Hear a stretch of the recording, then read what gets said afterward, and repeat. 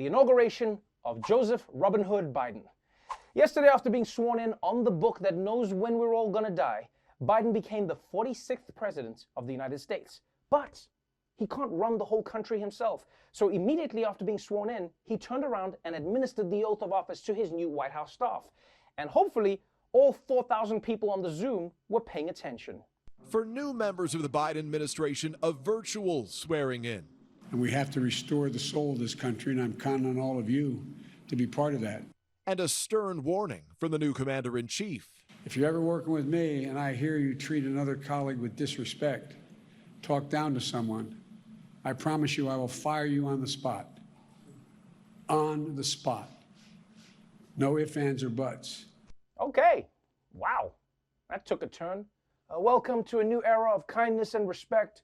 And if you're not on board with that, I'll rip your nipples off. But insisting on respect is just one of the ways that President Biden is trying to make a clean break from his predecessor. In fact, he even redecorated his office to be as un-Trumpy as possible. We're getting new details right now about the inside of President Biden's Oval Office. A bust of Cesar Chavez, for example, sitting behind the Resolute desk, along with statues of Martin Luther King Jr. and Robert F. Kennedy. It is Joe Biden's stamp on the Oval Office, but some of it is familiar. If you see those gold drapes, you see the blue carpet on the floor, those were in the Oval Office during the Bill Clinton presidency. The decor is certainly different than it was under President Trump. Okay, first question.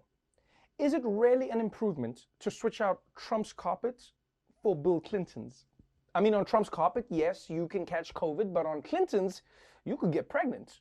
And look, I respect history, but at some point, it starts getting suspicious. This desk was used by President Roosevelt. Wow! And these chairs were sat on by President Kennedy. Wow! And these drapes were hung by President Monroe. Dude, are you broke? Is that what's going on here? But I do think it's cool that no matter what other changes a president makes, the bust of Martin Luther King Jr. stays behind. Because no one wants to be the guy who removes a bust of MLK. Once it enters the room, it's there for good.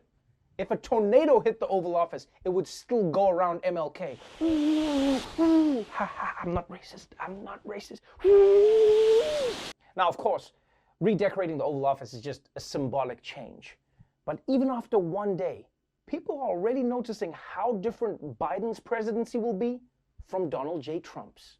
You just got President Biden's schedule for tomorrow, his first full day in office as president. I imagine it's a little bit busier than what we've been reading is the former president's schedule. This is a return to normalcy. Also a return to functioning government. The White House press office is now actually sending out press releases that are informative. So instead of having the Trump administration say Trump is making many calls, the Biden team is actually revealing the calls. That's a good sign. That's progress. President Biden is now unveiling a national strategy to tackle COVID. First of all, I just have to say that it's great that we have somebody that comes out and actually has a plan. Today felt like a new day. I mean, the press briefing was boring as hell, and that was refreshing. We didn't have to count how many lies Jen Psaki was telling. We didn't have to get up there and hear her talking about the largest crowd size or yelling at the media. Yo, guys, Joe Biden is so lucky. All he has to do is have a vaccine plan and not lie for 10 minutes. And he's basically what, the next George Washington? And we all know this is only thanks to Donald Trump for setting the bar so low. It's like getting hired as a babysitter and your predecessor was a Roomba covered in knives. You're gonna be better.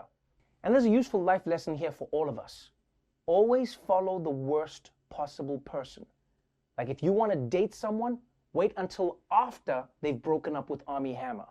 Baby, I promise I will never eat your flesh. What a gentleman. In fact, people are so excited to be moving on from Trump that some at Biden's inauguration celebration were already pretending that Trump never existed at all.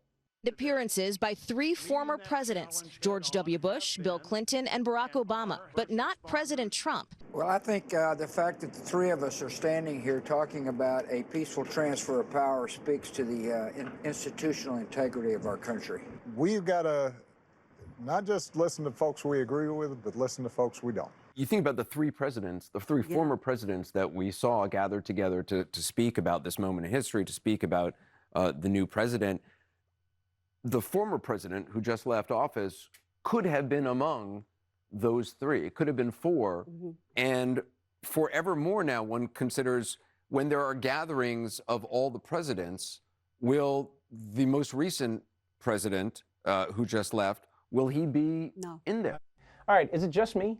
Or was Anderson Cooper working overtime to avoid saying the word Trump? Dude, you can't summon him by saying his name, right? The guy's an ex-president, not Beetlejuice. Just say it, Trump. But I will say this. I'm not surprised, and nobody should be surprised that Trump doesn't want to be a part of the former president's club. It's kind of like when Don Felder left the Eagles because he was jealous of Glenn Fry and Don Henley's success. Okay, I'm going to be honest, guys. I don't actually know what anything in that joke means. I'm just trying to win over some of these white people who don't have a leader anymore. So, yeah.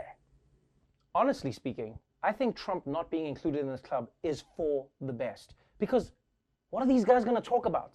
You know, everybody can agree, being a president is one of the hardest jobs in the world. Am I right? Tell me about it, dude. Sometimes I would have to work 12 hours a month. It was excruciating.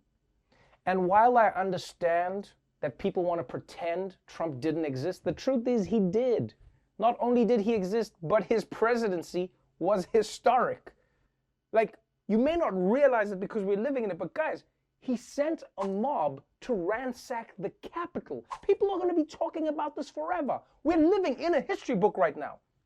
In like 100 years, they're going to be doing musicals about this Trump era. We're going to march on the Capitol. Not me, I'm going home, but you guys going to go in all alone and I'm going to be in my bunker. I will say, though, it really was moving to see those former presidents together. You know, 2 Democrats, 1 Republican, paying tribute to the new kid. Although there was one moment in there that I really wasn't expecting. I think inaugurations signal a tradition of a peaceful transfer of power that is over 2 centuries old. So this is an unusual thing. We are both trying to come back to normalcy, deal. Sorry to interrupt you guys, but y'all seen any car keys lying around here? It's got a troll's keychain. Well, I think the fact that the 3 of us are standing here talking about a peaceful transfer I of don't know power. if you're too familiar with the Trolls movie, but the keychain is of King Pepe. Orange, red mustache, butt naked, no dick. If everybody could just check their general area, I'd appreciate it. I'd be right out your hair.